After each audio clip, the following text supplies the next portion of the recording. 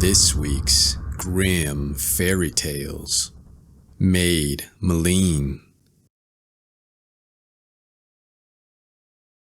There was once a king who had a son who asked in marriage the daughter of a mighty king. She was called Maid Maleen and was very beautiful. As her father wished to give her to another, the prince was rejected.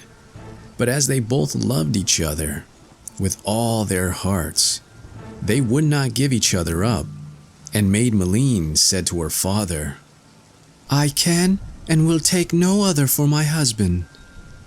Then the king flew into a passion and ordered a dark tower to be built, into which no ray of sunlight or moonlight should enter. When it was finished, he said, "Therein shalt thou be imprisoned for 7 years, and then I will come and see if thy perverse spirit is broken." Meat and drink for the 7 years were carried into the tower, and then she and her waiting woman were led into it and walled up, and thus cut off from the sky and from the earth. There they sat in the darkness, and knew not when day or night began. The king's son often went round and round the tower, and called their names, but no sound from without pierced through the thick walls.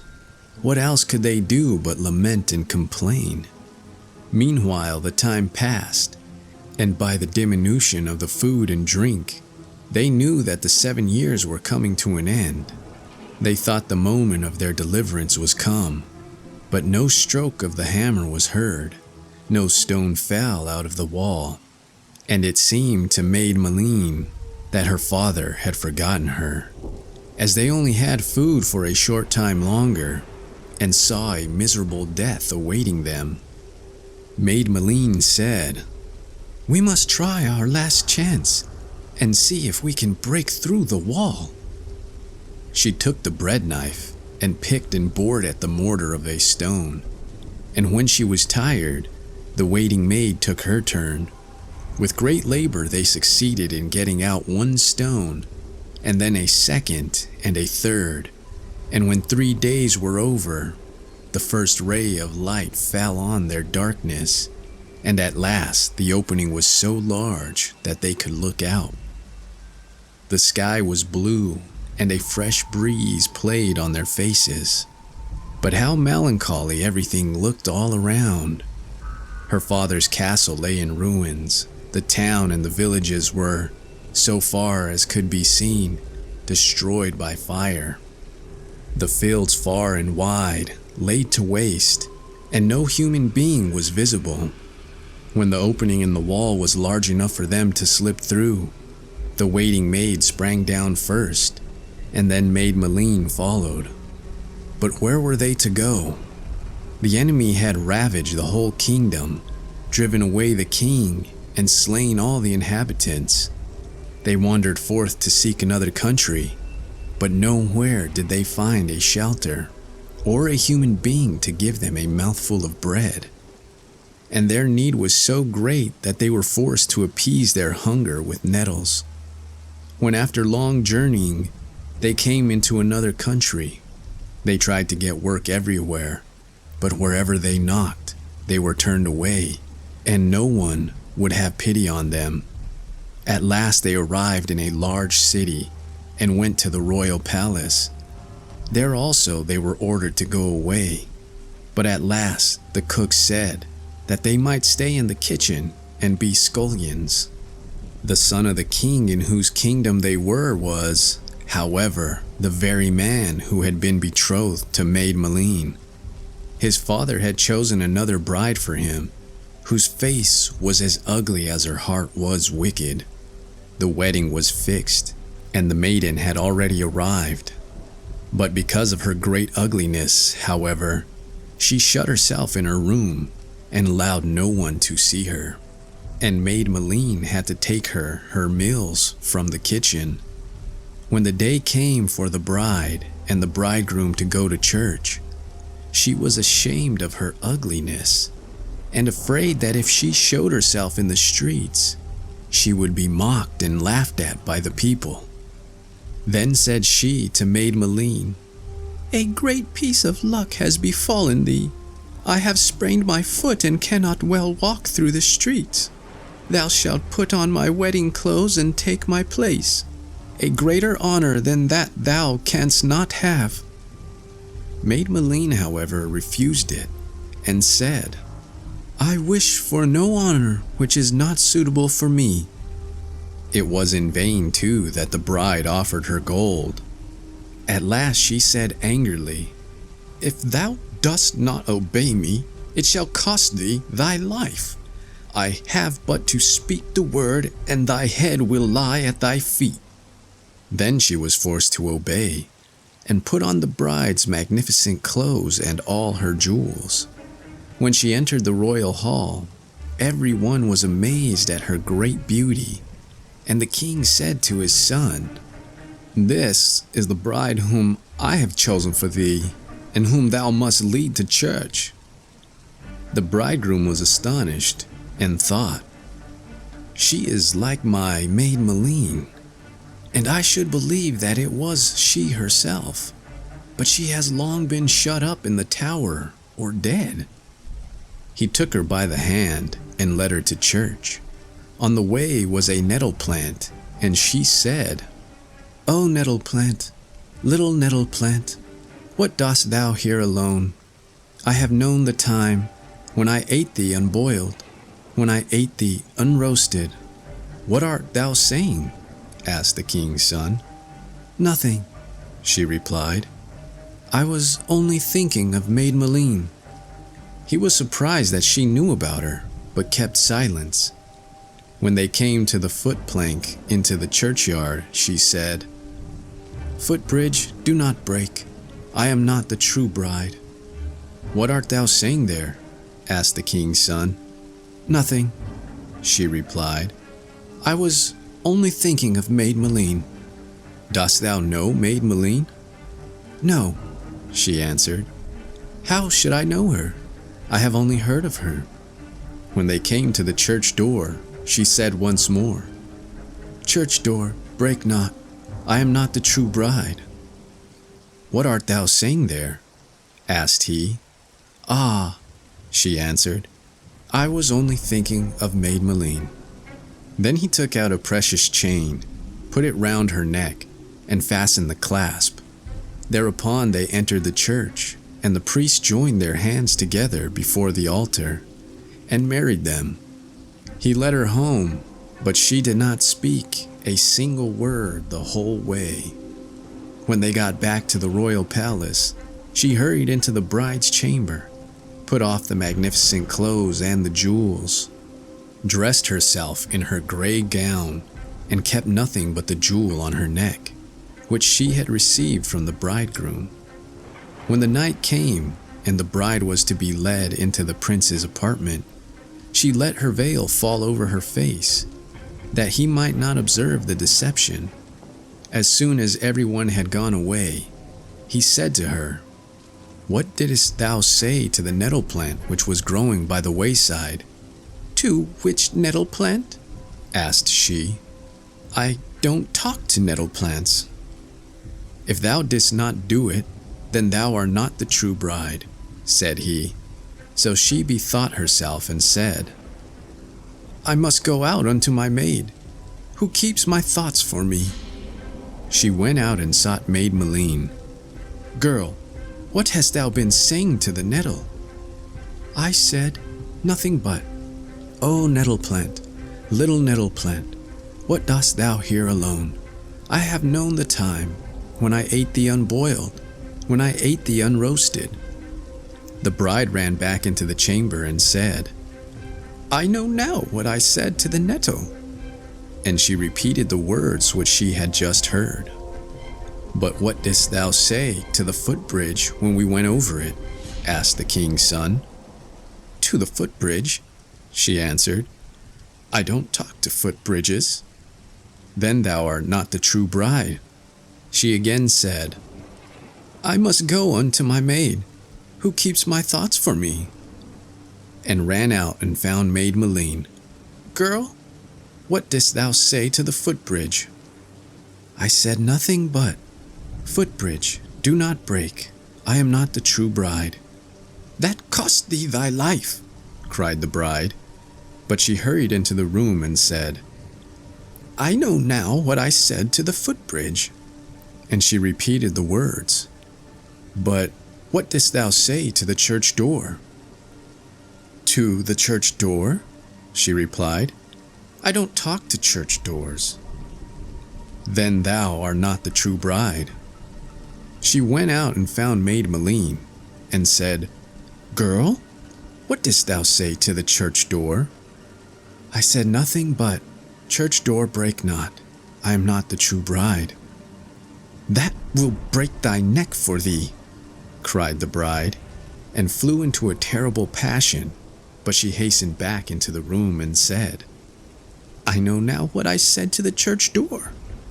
And she repeated the words. 'But where hast thou the jewel which I gave thee at the church door?' 'What jewel?' she answered. 'Thou didst not give me any jewel. I myself put it round thy neck, and I myself fastened it. If thou dost not know that, thou art not the true bride.' He drew the veil from her face, and when he saw her immeasurable ugliness, he sprang back terrified and said, 'How comest thou here? Who art thou?' 'I am thy betrothed bride. But because I feared lest the people should mock me when they saw me out of doors, I commanded the scullery maid to dress herself in my clothes, and to go to church instead of me.' 'Where is the girl?' said he. 'I want to see her. Go and bring her here.' She went out and told the servants that the scullery maid was an impostor, and that they must take her out into the courtyard and strike off her head. The servants laid hold of Maid Maleen and wanted to drag her out, but she screamed so loudly for help that the king's son heard her voice, hurried out of his chamber, and ordered them to set the maiden free instantly. Lights were brought, and then he saw on her neck the gold chain which he had given her at the church door. 'Thou art the true bride,' he said, 'who went with me to the church. Come with me now to my room.' When they were both alone, he said, 'On the way to church thou didst name Maid Maleen, who was my betrothed wife. If I could believe it possible, I should think she was standing before me. Thou art like her in every respect.' She answered, 'I am Maid Maleen, who for thy sake was imprisoned 7 years in the darkness, who suffered hunger and thirst, and has lived so long in want and poverty. Today, however, the sun is shining on me once more. I was married to thee in the church, and I am thy lawful wife.' Then they kissed each other and were happy all the days of their lives. The false bride was rewarded for what she had done by having her head cut off. The tower in which Maid Maleen had been imprisoned remained standing for a long time, and when the children passed by it, they sang, 'Cling clang Gloria, who sits within this tower, a king's daughter, she sits within. A sight of her I cannot win. The wall it will not break, the stone cannot be pierced. Little Hans, with your coat so gay, follow me, fast as you may.'" The Skillful Huntsman. There was once a young fellow who had learnt the trade of locksmith, and told his father he would now go out into the world and seek his fortune. "Very well," said the father, "I am quite content with that," and gave him some money for his journey. So he traveled about and looked for work. After a time he resolved not to follow the trade of locksmith any more, for he no longer liked it, but he took a fancy for hunting. Then there met him in his rambles a huntsman dressed in green, who asked whence he came and whither he was going. The youth said he was a locksmith's apprentice, but that the trade no longer pleased him, and he had a liking for huntsmanship. Would he teach it to him? "Oh yes," said the huntsman, "if thou wilt go with me." Then the young fellow went with him, bound himself to him for some years, and learnt the art of hunting. After this, he wished to try his luck elsewhere, and the huntsman gave him nothing in the way of payment but an air gun, which had, however, this property, that it hit its mark without fail whenever he shot with it. Then he set out and found himself in a very large forest, which he could not get to the end of in one day. When evening came, he seated himself in a high tree in order to escape from the wild beasts. Towards midnight, it seemed to him as if a tiny little light glimmered in the distance. Then he looked down through the branches towards it, and kept it well in his mind where it was. But in the first place, he took off his hat and threw it down in the direction of the light, so that he might go to the hat as a mark when he had descended. Then he got down and went to his hat, put it on again, and went straight forwards. The farther he went, the larger the light grew, and when he got close to it, he saw that it was an enormous fire, and that 3 giants were sitting by it, who had an ox on the spit, and were roasting it. Presently, one of them said, "I must just taste if the meat will soon be fit to eat," and pulled a piece off, and was about to put it in his mouth when the huntsman shot it out of his hand. "Well, really," said the giant, "if the wind has not blown the bit out of my hand," and helped himself to another. But when he was just about to bite into it, the huntsman again shot it away from him. On this, the giant gave the one who was sitting next to him a box on the ear, and cried angrily, "Why art thou snatching my piece away from me?" "I have not snatched it away," said the other. "A sharpshooter must have shot it away from thee." The giant took another piece, but could not, however, keep it in his hand, for the huntsman shot it out. Then the giant said, "That must be a good shot to shoot the bit out of one's very mouth. Such an one would be useful to us." And he cried aloud, "Come here, thou sharpshooter. Seat thyself at the fire beside us, and eat thy fill. We will not hurt thee, but if thou wilt not come, and we have to bring thee by force, thou art a lost man." On this, the youth went up to them and told them he was a skilled huntsman, and that whatever he aimed at with his gun, he was certain to hit. Then they said if he would go with them, he should be well treated, and they told him that outside the forest there was a great lake, behind which stood a tower, and in the tower was imprisoned a lovely princess, whom they wished very much to carry off. "Yes," said he, "I will soon get her for you." Then they added, "But there is still something else. There is a tiny little dog, which begins to bark directly anyone goes near, and as soon as it barks, everyone in the royal palace wakens up. And for this reason, we cannot get there. Canst thou undertake to shoot it dead?" "Yes," said he, "that will be a little bit of fun for me." After this, he got into a boat and rowed over the lake, and as soon as he landed, the little dog came running out and was about to bark, but the huntsman took his air gun and shot it dead. When the giants saw that, they rejoiced, and thought they already had the king's daughter safe. But the huntsman wished first to see how matters stood, and told them that they must stay outside until he called them. Then he went into the castle, and all was perfectly quiet within, and everyone was asleep. When he opened the door of the first room, a sword was hanging on the wall, which was made of pure silver, and there was a golden star on it, and the name of the king, and on a table near it lay a sealed letter which he broke open. And inside it was written that whosoever had the sword could kill everything which opposed him. So he took the sword from the wall, hung it at the side, and went onwards. Then he entered the room where the king's daughter was lying sleeping, and she was so beautiful that he stood still, holding his breath, looked at her.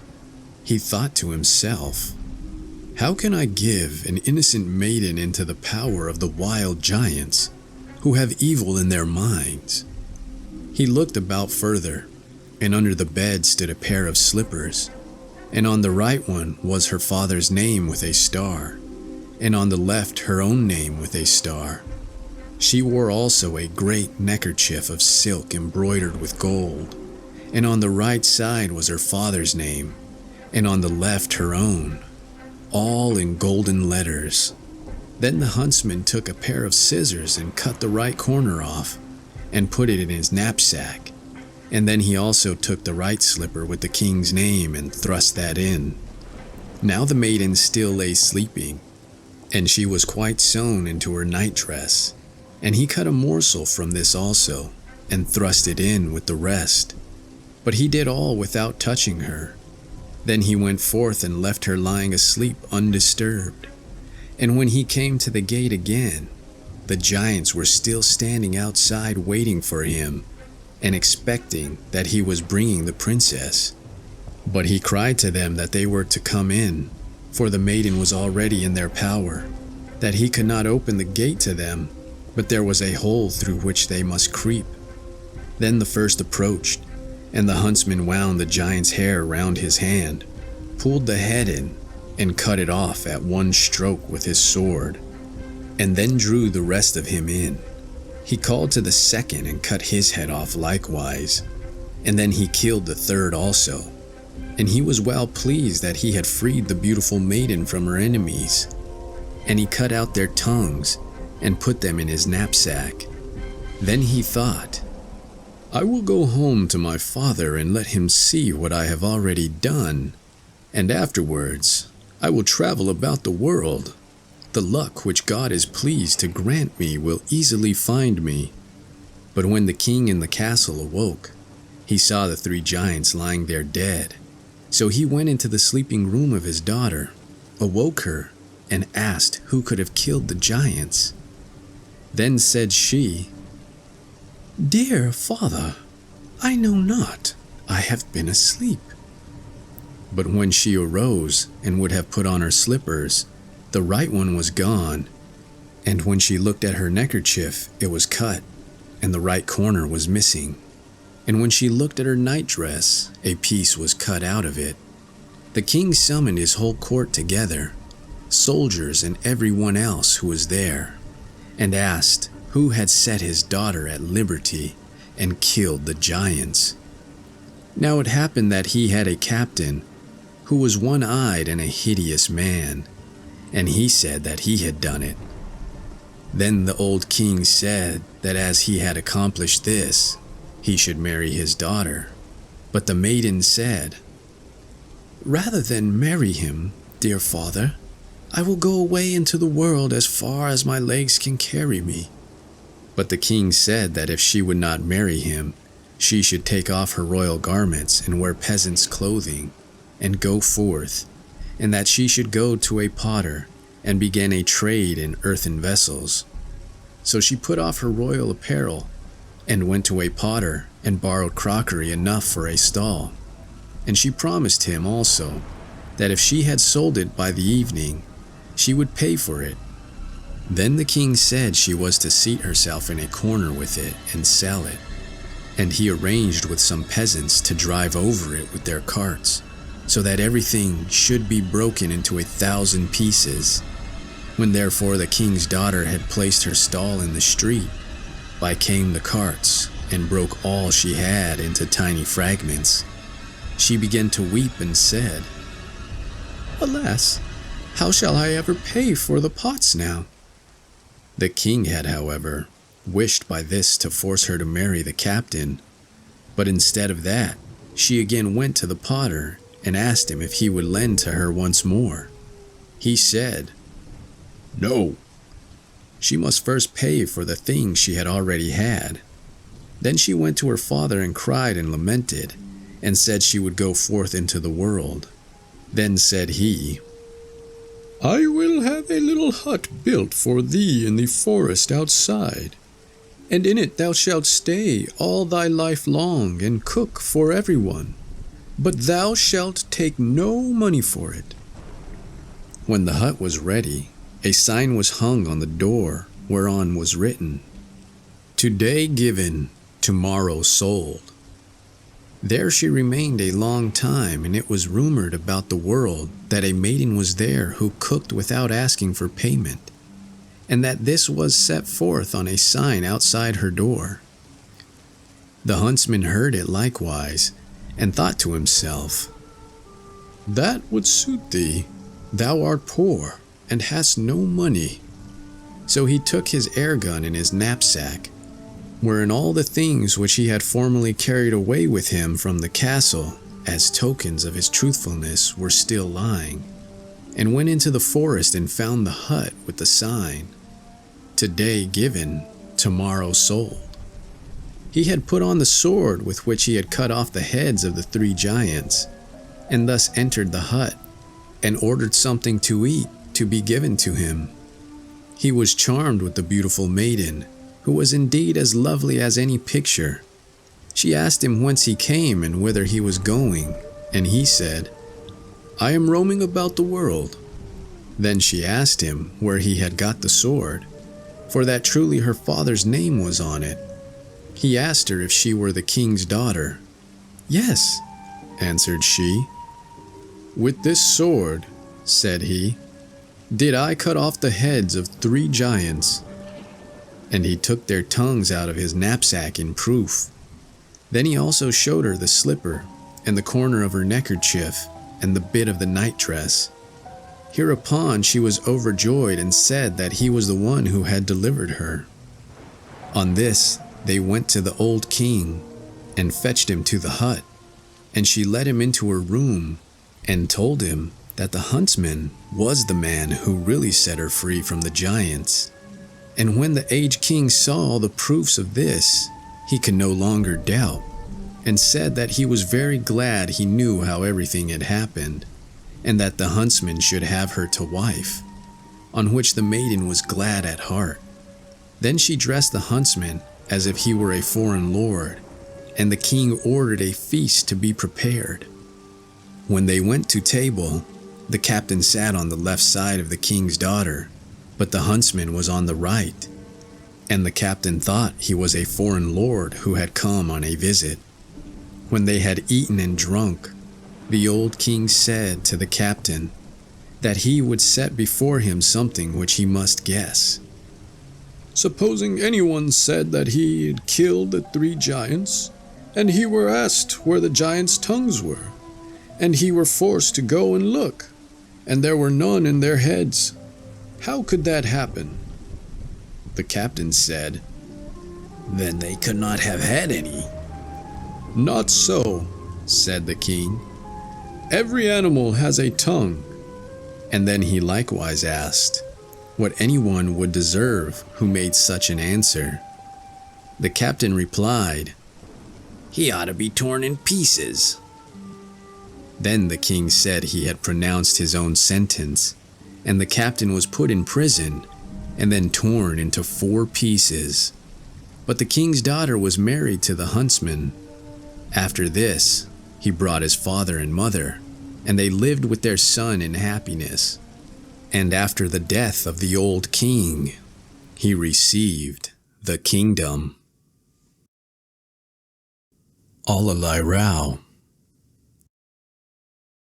There was once on a time a king who had a wife with golden hair, and she was so beautiful that her equal was not to be found on earth.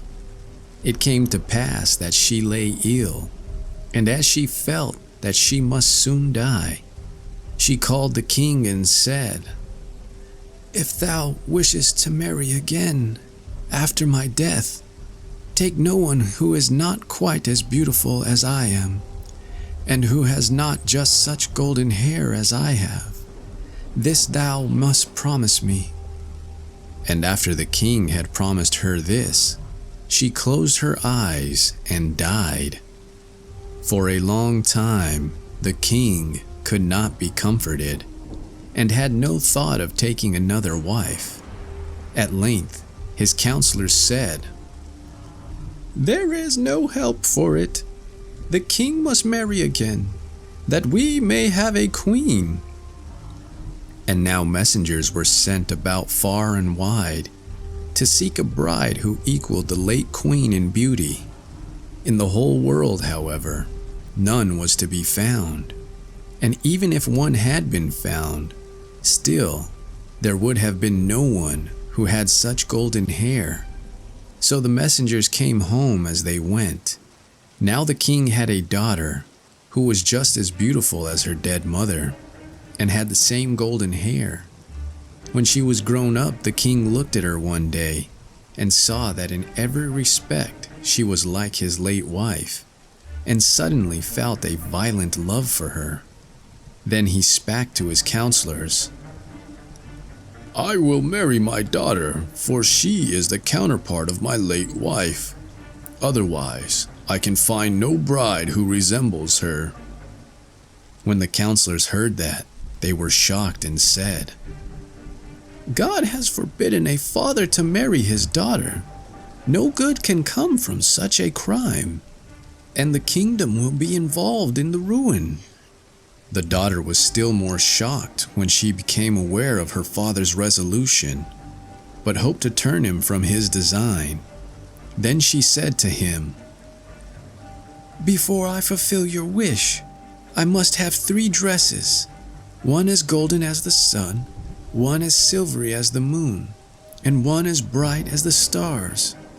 Besides this, I wish for a mantle of 1,000 different kinds of fur and hair joined together, and one of every kind of animal in your kingdom must give a piece of his skin for it." But she thought, "To get that will be quite impossible, and thus I shall divert my father from his wicked intentions." The king, however, did not give it up, and the cleverest maidens in his kingdom had to weave the 3 dresses, one as golden as the sun, one as silvery as the moon, and one as bright as the stars. And his huntsman had to catch one of every kind of animal in the whole of his kingdom, and take from it a piece of its skin, and out of these was made a mantle of 1,000 different kinds of fur. At length, when all was ready, the king caused the mantle to be brought, spread it out before her, and said, "The wedding shall be tomorrow." When therefore the king's daughter saw that there was no longer any hope of turning her father's heart, she resolved to run away from him.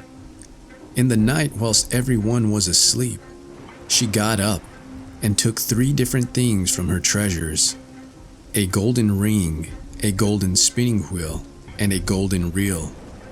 The 3 dresses of the sun, moon, and stars she put into a nutshell, put on her mantle of all kinds of fur, and blackened her face and hands with soot. Then she commended herself to God, and went away and walked the whole night until she reached a great forest. And as she was tired, she got into a hollow tree and fell asleep. The sun rose and she slept on, and she was still sleeping when it was full day. Then it so happened that the king, to whom this forest belonged, was hunting in it. When his dogs came to the tree, they sniffed and ran, barking round about it. The king said to the huntsman, "Just see what kind of wild beast has hidden itself in there." The huntsman obeyed his order, and when they came back, they said, "A wondrous beast is lying in the hollow tree. We have never before seen one like it. Its skin is fur of 1,000 different kinds, but it is lying asleep." Said the king, "See if you can catch it alive, and then fasten it to the carriage, and we will take it with us." When the huntsman laid hold of the maiden, She awoke full of terror and cried to them, "I am a poor child, deserted by father and mother. Have pity on me and take me with you." Then said they, "Allerleirauh, thou wilt be useful in the kitchen. Come with us, and thou canst sweep up the ashes." So they put her in the carriage and took her home to the royal palace. There they pointed out to her a closet under the stairs, where no daylight entered, and said, "Hairy animal, there canst thou live and sleep." Then she was sent into the kitchen, and there she carried wood and water, swept the hearth, plucked the fowls, picked the vegetables, raked the ashes, and did all the dirty work. Allerleirauh lived there for a long time in great wretchedness. "Alas, fair princess, what is to become of thee now?" It happened, however, that one day a feast was held in the palace, and she said to the cook, "May I go upstairs for a while and look on? I will place myself outside the door." The cook answered, "Yes, go, but you must be back here in half an hour to sweep the hearth." Then she took her oil lamp, went into her den, put off her fur dress, and washed the soot off her face and hands, so that her full beauty once more came to light. And she opened the nut, and took out her dress, which shone like the sun. And when she had done that, she went up to the festival, and everyone made way for her, for no one knew her, and thought no otherwise than that she was a king's daughter. The king came to meet her, gave his hand to her, and danced with her, and thought in his heart, "My eyes have never yet seen anyone so beautiful." When the dance was over, she curtsied, and when the king looked round again, she had vanished, and none knew whither. The guards who stood outside the palace were called in question, but no one had seen her. She had, however, run into her little den, had quickly taken off her dress, made her face and hands black again, put on the fur mantle, and again was Allerleirauh. And now when she went into the kitchen, and was about to get to her work and sweep up the ashes, the cook said, "Leave that alone till morning, and make me the soup for the king. I too will go upstairs a while, and take a look, but let no hairs fall in, or in future thou shalt have nothing to eat." So the cook went away, and Allerleirauh made the soup for the king, and made bread soup and the best she could. And when it was ready, she fetched her golden ring from her little den, and put it in the bowl in which the soup was served. When the dancing was over, the king had his soup brought and ate it, and he liked it so much that it seemed to him he had never tasted better. But when he came to the bottom of the bowl, he saw a golden ring lying, and could not conceive how it could have got there. Then he ordered the cook to appear before him. The cook was terrified when he heard the order, and said to Allerleirauh, "Thou hast certainly let a hair fall into the soup, and if thou hast, thou shalt be beaten for it." When he came before the king, the latter asked who had made the soup. The cook replied, "I made it." But the king said, "That is not true, for it was much better than usual, and cooked differently." He answered, "I must acknowledge that I did not make it. It was made by my rough animal." The king said, "Go, and bid it come up here." When Allerleirauh came, the king said, "Who art thou?" "I am a poor girl who no longer has any father or mother." He asked further, "Of what use art thou in my palace?" She answered, "I am good for nothing but to have boots thrown at my head." He continued, "Where didst thou get the ring, which was in the soup?" She answered, "I know nothing about the ring."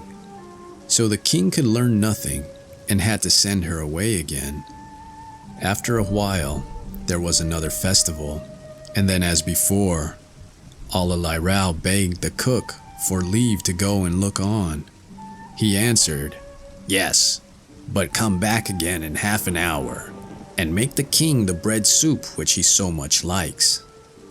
Then she ran into her den, washed herself quickly, and took out of the nut the dress which was as silvery as the moon, and put it on. Then she went up and was like a princess, and the king stepped forward to meet her, and rejoiced to see her once more. And as the dance was just beginning, they danced it together. But when it was ended, she again disappeared so quickly that the king could not observe where she went. She, however, sprang into her den, and once more made herself a hairy animal, and went into the kitchen to prepare the bread soup. When the cook had gone upstairs, she fetched the little golden spinning wheel, and put it in the bowl so that the soup covered it. Then it was taken to the king, who ate it, and liked it as much as before, and had the cook brought, who this time likewise was forced to confess that Allerleirauh had prepared the soup. Allerleirauh again came before the king, but she answered that she was good for nothing else but to have boots thrown at her head, and that she knew nothing at all about the little golden spinning wheel. When for the third time the king held a festival, all happened just as it had done before. The cook said, "Faith, rough skin, thou art a witch, and always puttest something in the soup which makes it so good that the king likes it better than that which I cook."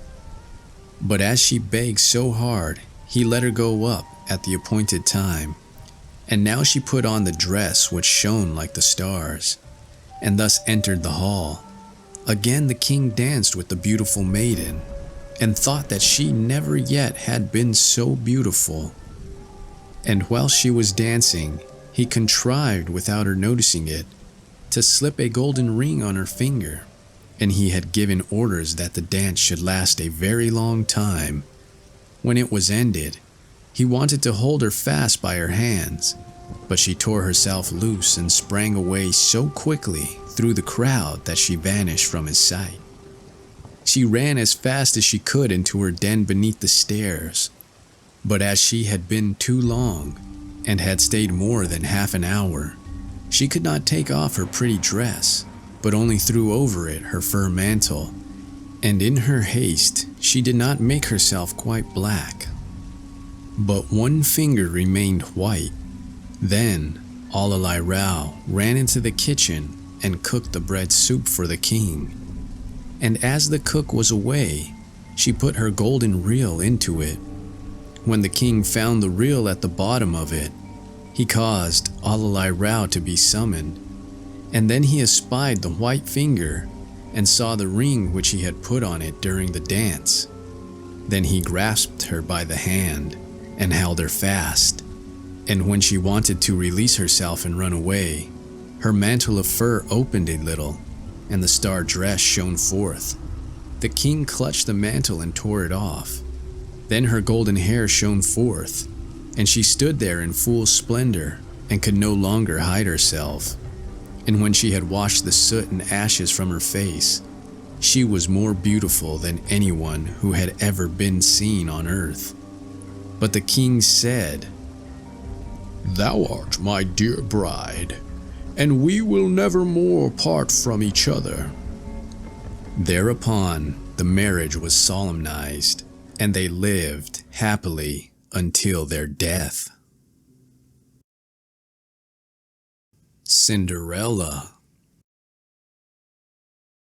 The wife of a rich man fell sick, and as she felt that her end was drawing near, she called her only daughter to her bedside and said, "Dear child, be good and pious, and then the good God will always protect thee, and I will look down on thee from heaven and be near thee." Thereupon she closed her eyes and departed. Every day the maiden went out to her mother's grave and wept, and she remained pious and good. When winter came, the snow spread a white sheet over the grave, and when the spring sun had drawn it off again, the man had taken another wife. The woman had brought 2 daughters into the house with her, who were beautiful and fair of face, but vile and black of heart. Now began a bad time for the poor stepchild. "Huh, is the stupid goose to sit in the parlor with us?" they said. "He who wants to eat bread must earn it. Out with the kitchen, wench." They took her pretty clothes away from her, put an old gray bedgown on her, and gave her wooden shoes. "Just look at the proud princess, how decked out she is." They cried and laughed, and led her into the kitchen. There she had to do hard work from morning till night. Get up before daybreak, carry water, light fires, cook and wash. Besides this, the sisters did her every imaginable injury. They mocked her and emptied her peas and lentils into the ashes, so that she was forced to sit and pick them out again. In the evening, when she had worked till she was weary, she had no bed to go to, but had to sleep by the fireside in the ashes. And as, on that account, she always looked dusty and dirty, they called her Cinderella. It happened that the father was once going to the fair, and he asked his 2 stepdaughters what he should bring back for them. "Beautiful dresses," said one. "Pearls and jewels," said the second. "And thou, Cinderella," said he, "what wilt thou have?" "Father, break off for me the first branch which knocks against your hat on your way home." So he bought beautiful dresses, pearls, and jewels for his stepdaughters, and on his way home, as he was riding through a green thicket, a hazel twig brushed against him and knocked off his hat. Then he broke off the branch and took it with him. When he reached home, he gave his stepdaughters the things which they had wished for, and to Cinderella, he gave the branch from the hazel bush. Cinderella thanked him, went to her mother's grave and planted the branch on it, and wept so much that the tears fell down on it and watered it. It grew, however, and became a handsome tree. Thrice a day Cinderella went and sat beneath it, and wept and prayed, and a little white bird always came on the tree. And if Cinderella expressed a wish, the bird threw down to her what she had wished for. It happened, however, that the king appointed a festival, which was to last 3 days, and to which all the beautiful young girls in the country were invited, in order that his son might choose himself a bride. When the 2 stepsisters heard that they too were to appear among the number, they were delighted, called Cinderella and said, "Comb our hair for us, brush our shoes, and fasten our buckles, for we are going to the festival at the king's palace." Cinderella obeyed, but wept, because she too would have liked to go with them to the dance, and begged her stepmother to allow her to do so. "Thou go, Cinderella?" said she. "Thou art dusty and dirty, and wouldst go to the festival? Thou hast no clothes and shoes, and yet wouldst dance?" As, however, Cinderella went on asking, the stepmother at last said, "I have emptied a dish of lentils into the ashes for thee. If thou hast picked them out again, in 2 hours thou shalt go with us." The maiden went through the back door into the garden and called, "You tame pigeons, you turtle doves, and all you birds beneath the sky, come and help me to pick the good into the pot, the bad into the crop." Then 2 white pigeons came in by the kitchen window, and afterwards the turtle doves, and at last all the birds beneath the sky came, whirring and crowding in, and alighted amongst the ashes, and the pigeons nodded with their heads and began pick, pick, pick, pick, and the rest began also pick, pick, pick, pick, and gathered all the good grains into the dish. Hardly had 1 hour passed before they had finished, and all flew out again.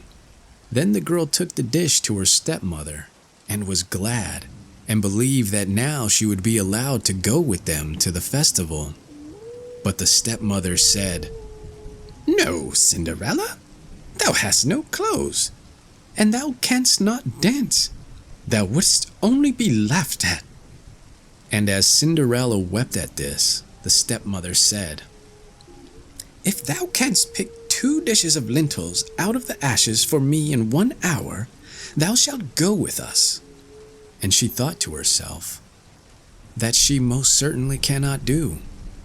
When the stepmother had emptied the 2 dishes of lentils amongst the ashes, the maiden went through the back door into the garden and cried, "You tame pigeons, you turtle doves, and all you birds beneath the sky, come and help me to pick the good into the pot, the bad into the crop."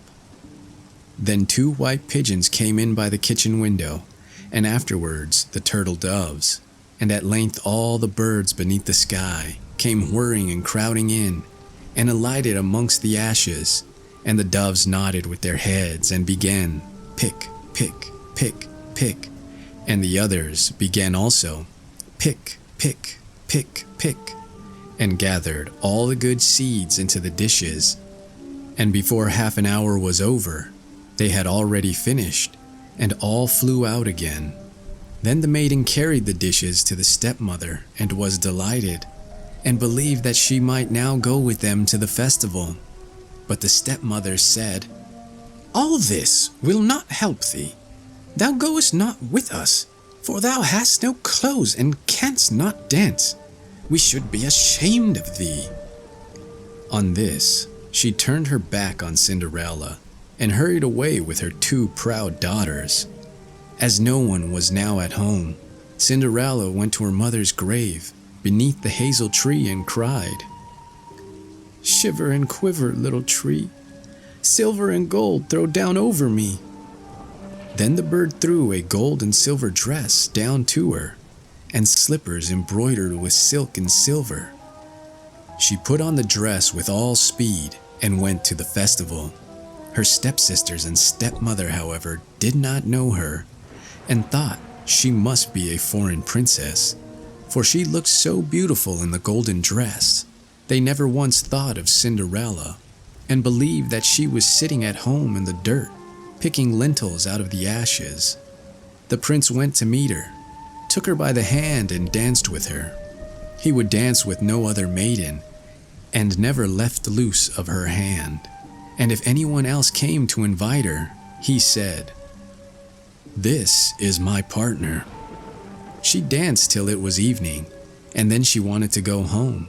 But the king's son said, "I will go with thee, and bear thee company," for he wished to see to whom the beautiful maiden belonged.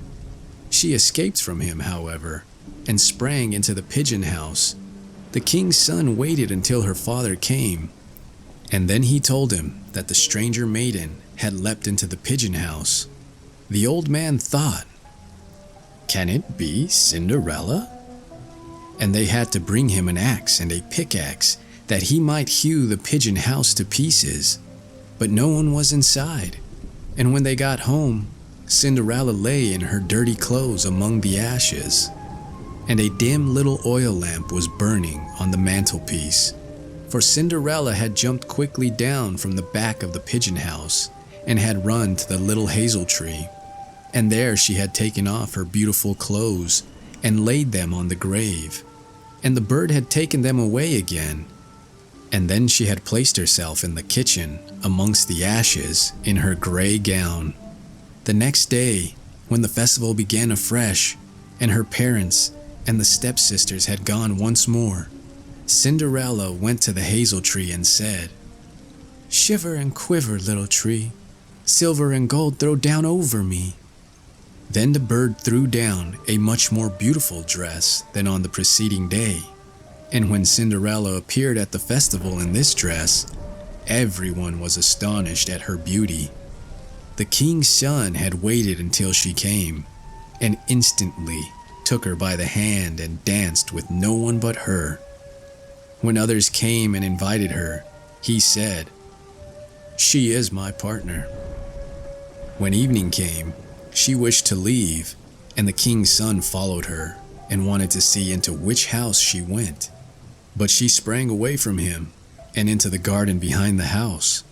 Therein stood a beautiful tall tree on which hung the most magnificent pears. She clambered so nimbly between the branches like a squirrel that the king's son did not know where she was gone. He waited until her father came and said to him, "The stranger maiden has escaped from me, and I believe she has climbed up the pear tree." The father thought, "Can it be Cinderella?" and had an axe brought and cut the tree down, but no one was on it. And when they got into the kitchen, Cinderella lay there amongst the ashes as usual, for she had jumped down on the other side of the tree, had taken the beautiful dress to the bird on the little hazel tree, and put on her gray gown. On the third day, when the parents and sisters had gone away, Cinderella went once more to her mother's grave and said to the little tree, "Shiver and quiver, little tree, silver and gold throw down over me." And now the bird threw down to her a dress which was more splendid and magnificent than any she had yet had, and the slippers were golden. And when she went to the festival in the dress, no one knew how to speak for astonishment. The king's son danced with her only, and if anyone invited her to dance, he said, "She is my partner." When evening came, Cinderella wished to leave, and the king's son was anxious to go with her, but she escaped from him so quickly that he could not follow her. The king's son had, however, used a stratagem, and he had caused the whole staircase to be smeared with pitch. And there, when she ran down, had the maiden's left slipper remained sticking.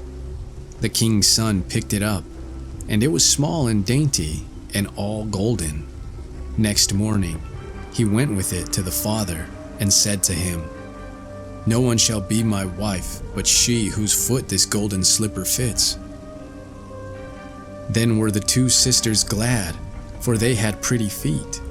The eldest went with the shoe into her room and wanted to try it on, and her mother stood by, but she could not get her big toe into it, and the shoe was too small for her. Then her mother gave her a knife and said, "Cut the toe off. When thou art queen, thou wilt have no more need to go on foot." The maiden cut the toe off, forced the foot into the shoe, swallowed the pain, and went out to the king's son. Then he took her on his horse as his bride and rode away with her. They were, however, obliged to pass the grave, and there on the hazel tree sat the two pigeons and cried, "Turn and peep, turn and peep, there's blood within the shoe. The shoe, it is too small for her. The true bride waits for you." Then he looked at her foot and saw how the blood was streaming from it. He turned his horse round and took the false bride home again, and said she was not the true one, and that the other sister was to put the shoe on. Then this one went into her chamber and got her toes safely into the shoe, but her heel was too large. So her mother gave her a knife and said, "Cut a bit off thy heel. When thou art queen, thou wilt have no more need to go on foot." The maiden cut a bit off her heel, forced her foot into the shoe, swallowed the pain, and went out to the king's son. He took her on his horse as his bride, and rode away with her. But when they passed by the hazel tree, two little pigeons sat on it and cried, "Turn and peep, turn and peep, there's blood within the shoe. The shoe, it is too small for her. The true bride waits for you." He looked down at her foot and saw how the blood was running out of her shoe and how it had stained her white stocking. Then he turned his horse and took the false bride home again. "This also is not the right one," he said. "Have you no other daughter?" "No," said the man. "There is still a little stunted kitchen wench which my late wife left behind her, but she cannot possibly be the bride."